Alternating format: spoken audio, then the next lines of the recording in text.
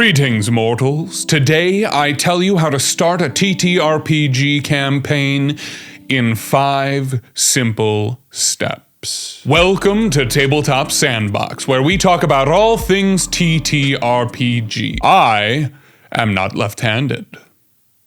Also known as Harrison Tarr. If you enjoy this content or otherwise find it useful, please consider liking, sharing it with other people you think might appreciate it, and subscribing. It helps us out here. Prepping and then running a campaign is a massive undertaking, or at least it can feel like that. You might feel like you have to build the entire world, make sure every NPC, every faction, every location is fully fleshed out, just in case your players decide to go here or there, or, maybe you like to have the entire concept of the plot or the arcing storylines of the campaign plotted out beforehand. And I'm here to tell you that that all is really not necessary.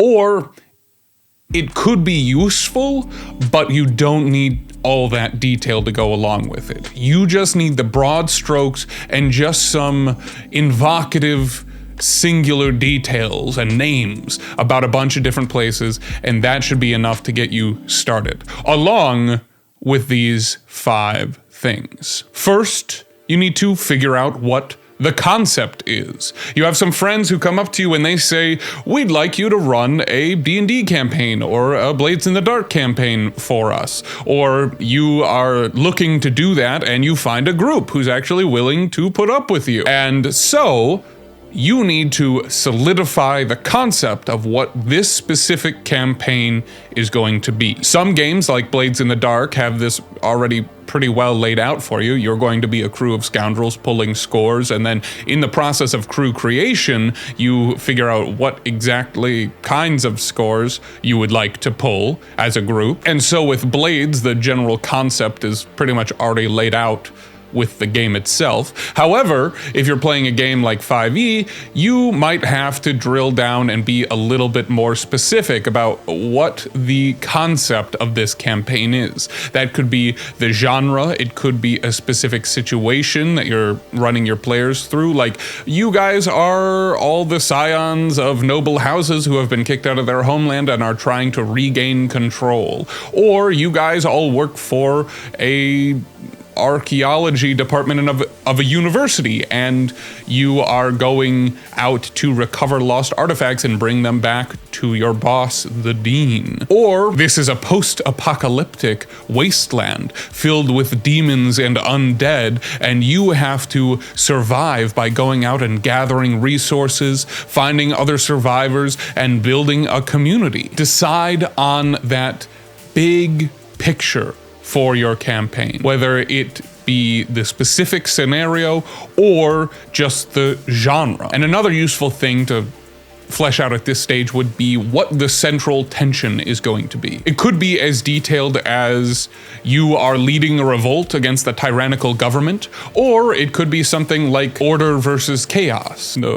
Or good versus evil. It could be something simple like that, but what do you want the central tension of the world to be? And I actually have a whole video talking about the central tension, which you can check out in the description below. Step 2, the campaign primer. Once you have this concept solidified in your own mind as the game master, you need to put it to paper. Give a brief description of it and any entanglements or limitations that it might inflict upon your players as they're trying to make characters or write their backstories in this world. It gives them an idea of what you're expecting and tells them what to expect, and then hopefully will inspire them and get them invested in this campaign so that they can go and start writing their backstories, which is step 3. We're just kind of blazing right through these, but hey, that's good. We like a concise video here every once in a while. Personally, I love it when my players give me backstories. I don't make it a requirement, but but I do encourage it. And part of the way that I encourage backstories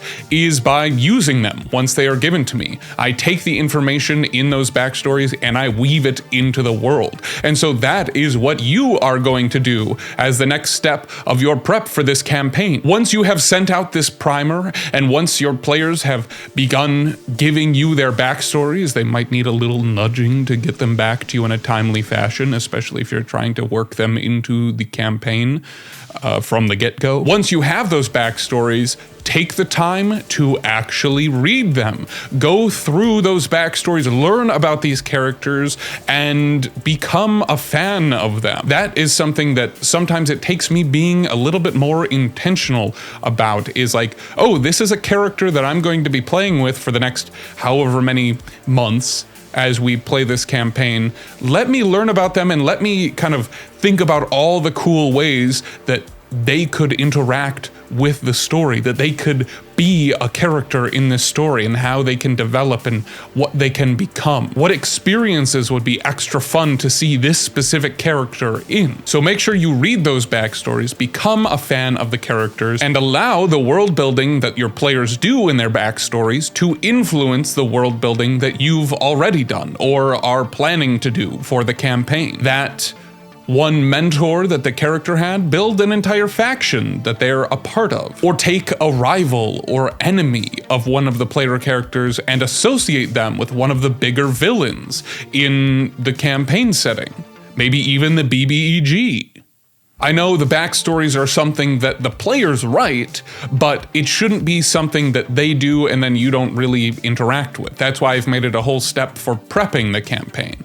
Take those backstories and utilize them, because the more creative your players are, the less creative you have to be. Or rather, they create stepping stones for you to create then from. I said that horribly, but you get what I'm saying, right? They inspire you to create more and have more interesting plot lines that are actually going to be very engaging and immersive to the players, because you're pulling on their backstory. And do not underestimate how invested the players are in their own backstories. That is something that they spend a lot of time thinking about. And if they're pretty invested in the campaign, they think a lot about their character and the choices and their history all the time while you're playing over the course of the campaign. I've had a player who literally started shaking the moment I just referenced something from their backstory, because they were so invested in it and so caught up in playing this character and the impact that their backstory had on them. Step 4, world building and/or prepping. Now, this might seem like the biggest step, and in all honesty, you've probably done a bit of it already, and you should, but I put this here because I think that when it comes to prepping the campaign specifically, you should wait until after you have the backstories before you flesh all of those details out. So take that pre-existing prep you have and combine it with the backstories. Like I said, take those NPCs and fit them into the larger factions or organizations or relationships in your world. Don't make that entity exist in an island as just part of that player's backstory. Weave them into the world. Make these NPCs feel like they are part of this world, and this world is living and breathing and active. And also, as I discussed in my video about implementing player backstories, your players are going to be much more invested in a plot hook that directly relates to their backstory than they are to just some random plot hook with an NPC they just met. Now, I know build the world doesn't really seem like a one-step process. It seems like something that you're going to spend a lot of time on, probably the most time out of everything, and yeah, that's true. However, you don't need to do that all ahead of time. You don't need to start the campaign with the entire world prepped. In fact, I would argue that that's not the ideal way to do it. What you need to do is surface level prep. You need names, you need concepts, you need a general idea of how these factions within the world are related to each other.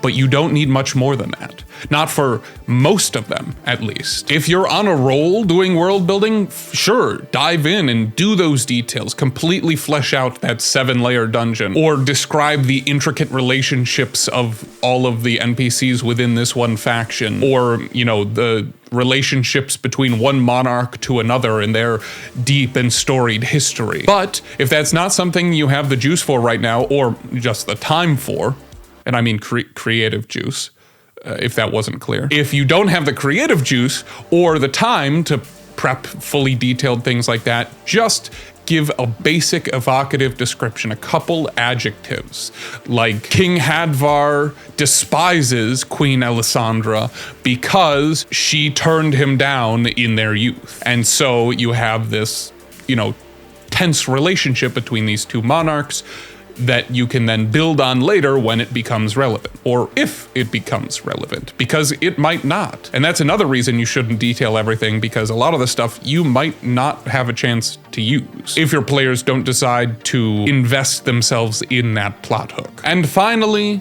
step 5. You need to come up with the starting situation or scenario. This is session 1 that you're going to kick off the campaign with. Classically, there is start in the tavern, where everybody gets together and they get to talk to each other and describe their characters and everything like that, and that's fine. I don't have a major problem with starting in a tavern. However, my preferred start is to do something either in medias res, or do something that's kind of active while establishing the status quo. So what I mean by in medias res is starting in the middle of the action. If that's Blades in the Dark, you jump in session 1 right into your first score and you're already in the action. Or the players start in the middle of a battle that they have to survive. It shouldn't be something too terribly important to the plot, or at least your players' interaction with this first major event shouldn't be very consequential to the plot.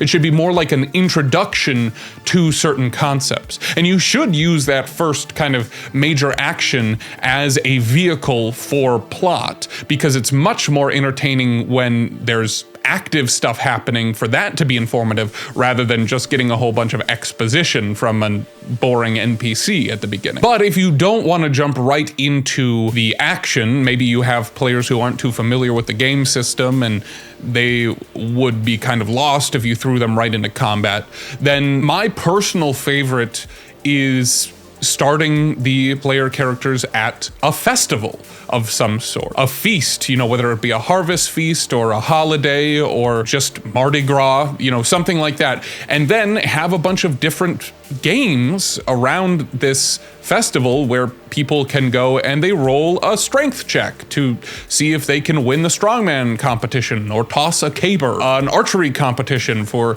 a player who's good at archery to show off their skills, or a pie eating contest where they have to roll a constitution save. This is a great, easy way for people to be introduced to a new system, and also a way for them to have something to do and also have that chance to roleplay and get more comfortable in their player's skin in that first session. And then, of course, something goes horribly wrong at the festival and the player characters must intervene. Because putting your players in a situation where nothing much is happening and just saying, do stuff, that's not really a great way to go about a fun session for either you or them. You need to put something in front of them that demands their interaction, whether that be an attack, something is stolen, someone is kidnapped, someone is assassinated, things like that. You can really kick off the plot of this first arc of the story with this first major event, the inciting incident. Well, that's the video on starting a campaign. Use those 5 steps, and once you've done everything there, I mean, to what extent you do it is up to you, but if you do those 5 things, you will be able to run a campaign. And if your players are timely with their return of their backstories, you can get that up and running in a week or 2 if, you know, you have some groundwork or some idea of what the campaign is going to be going into it. I hope you enjoyed this video and found it useful. If you found it useful, or if you found it inconceivable, please leave a comment below telling me why you liked or didn't it. Phrasing is so terrible in this video right now. But thank you for watching, and good night, mortals.